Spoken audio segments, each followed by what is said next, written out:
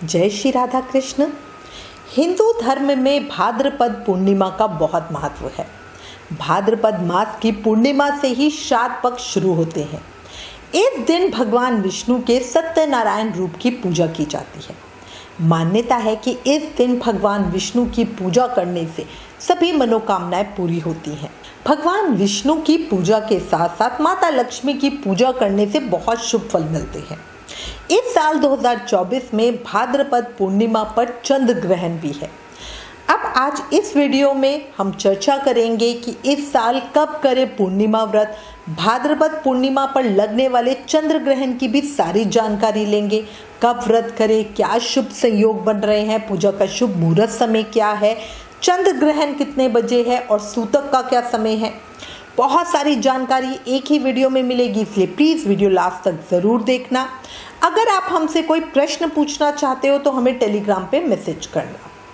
आने वाले व्रत त्योहारों का रिमाइंडर, डेली का पंचांग और राशिफल अपने फ़ोन पर पाना चाहते हो तो व्रत लिखकर 9821025751 पर व्हाट्सएप मैसेज करें। वीडियो पसंद आए तो प्लीज़ लाइक शेयर करना। चैनल पर नए हो तो जल्दी से चैनल सब्सक्राइब करना। अब चर्चा शुरू करते हैं। हिंदू धर्म में भाद्रपद पूर्णिमा का विशेष महत्व है।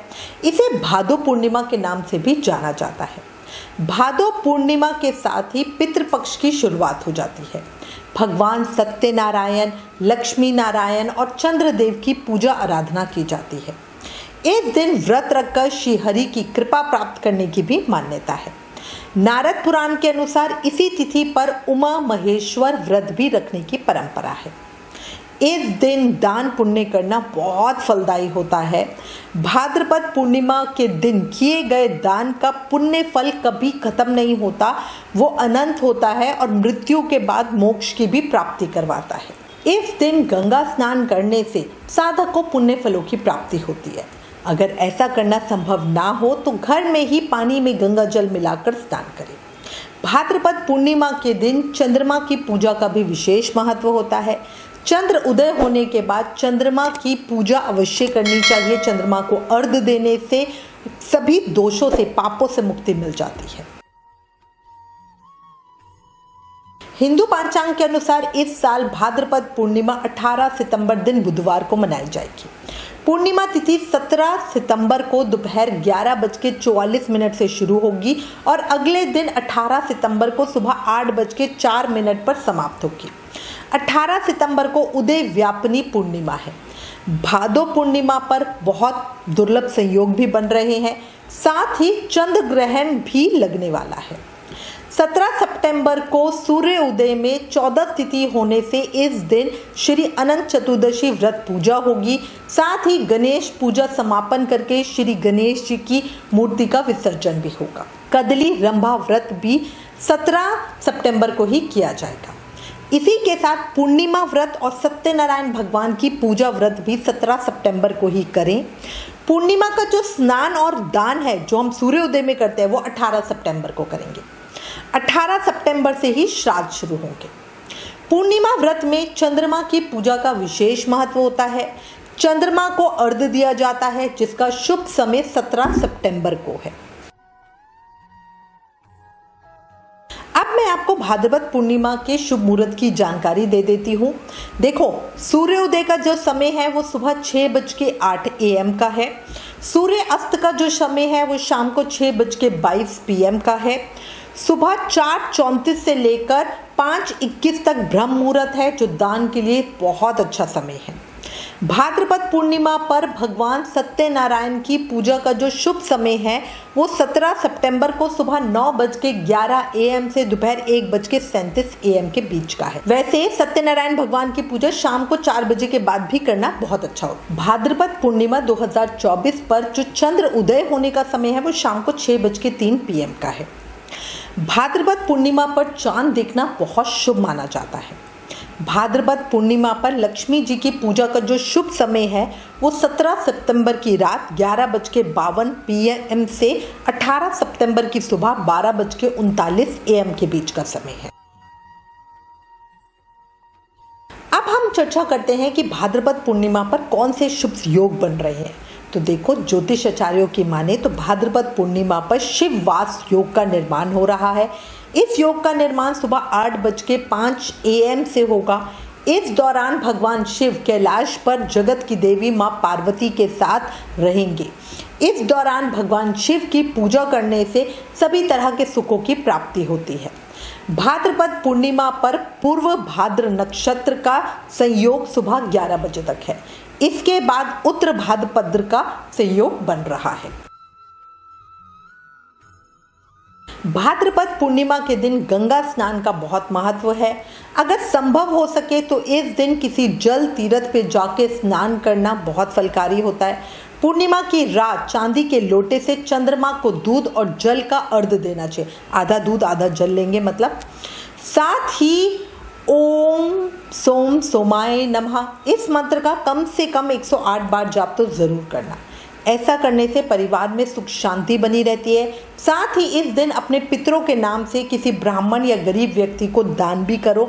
ऐसी मान्यता है कि पूर्णिमा के दिन पीपल के पेड़ में माता लक्ष्मी का वास होता है, इसलिए इस दिन पीपल के पेड़ की पूजा करके माँ लक्ष्मी को प्रसन्न जरूर करना, उनका आशीर्वाद जरूर लेना। भाद्रपद पूर्णिमा के दिन महामृत्युंजय हवन करना बहुत ज़्यादा फलकारी होता है। अकाल मृत्यु का कोई भी संयोग बन रहा होता है तो वो टल जाता है। माना जाता है इस दिन हवन करने से भक्त अपने जीवन से सभी तरह की नेगेटिविटी से भी छुटकारा पा सकते हैं। भाद्रपद पूर्णिमा के दिन पीपल वृक्ष की पूजा करना बहुत अच्छा होता है, तो ज़रूर करना। मान्यता है इस दिन पेड़ पर माँ लक्ष्मी का वास होता है। इस वृक्ष की पूजा करने से पूर्वजों का भी आशीर्वाद मिल जाता है। भाद्रपद पूर्णिमा के दिन भगवान सत्यनारायण की भी पूजा व्रत करना बहुत शुभ माना गया है। ऐसा करने से जीवन से संकट दूर हो जाते हैं, विवाह में आ रही बाधाएं भी खत्म हो जाती हैं। इस दिन दान दक्षिणा का भी बहुत महत्व है। अच्छा, इसके अलावा शाम के समय नदी में दीपदान जरूर करना। ऐसा करने से जीवन में खुशहाली आती है। भादो पूर्णिमा के दिन भगवान विष्णु और माता लक्ष्मी की एक साथ पूजा करना। ऐसा करने से धन से जुड़ी मतलब जो आर्थिक समस्याएं हैं उनसे छुटकारा मिल जाता है। सुख और समृद्धि की प्राप्ति होती है। वैवाहिक जीवन भी सुखमय बनता है। अच्छा, पूर्णिमा के दिन पंचबली कर्म और श्राद्ध करना भी बड़ा अच्छा होता है। इस दिन कौवे, कुत्ते, गाय और चींटी को अन्न और जल अर्पित करना, ब्राह्मणों को भोजन करवाना। अच्छा, इसके अलावा कई भक्त इस दिन भाद्रपद पूर्णिमा व्रत भी रखते हैं। पूरा दिन उपवास रखते हैं और इस दौरान सिर्फ दूध या फलों वगैरह का सेवन करते हैं। तो पूरी तरह से आपका नियम, आपका भाव है। इस दिन व्रत रखने वाले भक्त के लिए अनाज, दाल, नमक वगैरह खाना वर्जित माना गया है। इसके अलावा ये भी माना जाता है कि भाद्रपद पूर्णिमा के दिन अगर जरूरतमंद लोगों को दान दिया जाता है, अन्न वस्त्र आदि दिए जाते हैं, तो ये बहुत फलकारी होता है। अब हम चर्चा करते हैं चंद्र ग्रहण की, जो भाद्रपद पूर्णिमा पे पड़ने वाला है। पंचांग के अनुसार 18 सितंबर 2024 दिन बुधवार के दिन साल 2024 का दूसरा चंद्र ग्रहण लगने वाला है। इससे पहले साल का पहला चंद्र ग्रहण 25 मार्च को होली वाले दिन लगा था। सितंबर में लगने वाला चंद्र ग्रहण इस साल का आखिरी चंद्र ग्रहण है। 18 सितंबर को आंशिक चंद्र ग्रहण लगेगा, जिसका प्रभाव दुनिया भर में रहेगा। धार्मिक मान्यता के अनुसार जब राहु चंद्रमा को ग्रासता है तब ग्रहण लगता है, जिसे एक बहुत अशुभ घटना माना गया है। इस साल 2024 का दूसरा और आखिरी चंद्र ग्रहण 18 सितंबर 2024 को भाद्रपद पूर्णिमा पे लगेगा। अगर मैं भारतीय समय की बात करूं तो ये चंद्र ग्रहण 18 सितंबर को सुबह 6:11 AM पे लगेगा और सुबह 10:17 AM पर खत्म होगा। ये ग्रहण कुल 4 घंटे 6 मिनट का होगा। देखो, अगर आप साइंस की बात करूं तो विज्ञान में ग्रहण को एक खगोलीय घटना बताया गया है। अच्छा, सूतक की बात करूं तो ज्योतिष शास्त्र के अनुसार चंद्र ग्रहण से 9 घंटे पहले सूतक लग जाता है।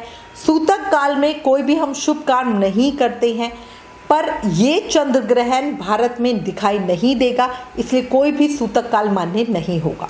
मंदिर के पट नहीं बंद होंगे। जिस तरह आप रोज की पूजा करते हो उसी तरह करेंगे। भारत में चंद्र उदय का जो समय है वो शाम को 6:37 का है और जो चंद्र ग्रहण लग रहा है वो सुबह के समय लग रहा है। ठीक है, तो जिन कंट्रीज में रात का समय होगा वहां पे वो दिखाई देगा। भारत में चंद्र ग्रहण का प्रभाव नहीं रहेगा। सितंबर 2024 में लगने वाला चंद्र ग्रहण मीन राशि और पूर्व भाद्र नक्षत्र में लगने जा रहा है। अब हमने ये तो बता दिया कि भाई ये भारत में तो नहीं दिखेगा, फिर प्रश्न आता है मन में कि कहाँ कहाँ दिखेगा। तो देखो 18 सितंबर को लगने वाला चंद्र ग्रहण यूरोप, एशिया के ज़्यादातर हिस्से, अफ्रीका, उत्तरी अमेरिका, दक्षिणी अमेरिका, प्रशांत अटलांटिक, हिंद महासागर, आर्कटिका और अंटार्कटिका के सीमित क्षेत्रों में दिखाई देगा। ये ग्रहण भारत में नहीं दिखाई देगा, पर कुछ गणनाओं के हिसाब से मुंबई के कुछ पश्चिमी शहरों में थोड़ा बहुत कुछ नज़र आ सकता है, क्योंकि ये ऑलरेडी आंशिक ही चंद्र ग्रहण है और इसकी संभावना भी बहुत कम ही बताई जा रही है। इसके बाद चंद्रमा क्षितिज के नीचे चला जाएगा, जिसकी वजह से ये भारत में बिल्कुल नज़र नहीं आएगा। इसी के साथ मैं उम्मीद करती हूँ इस वीडियो में आपको सारी जानकारी दे दी है और इसमें दी हुई जानकारी आपके लिए उपयोगी होगी। इससे रिलेटेड अगर आपके पास कोई भी कमेंट्स या सजेशन है तो प्लीज़ हमें लिखें।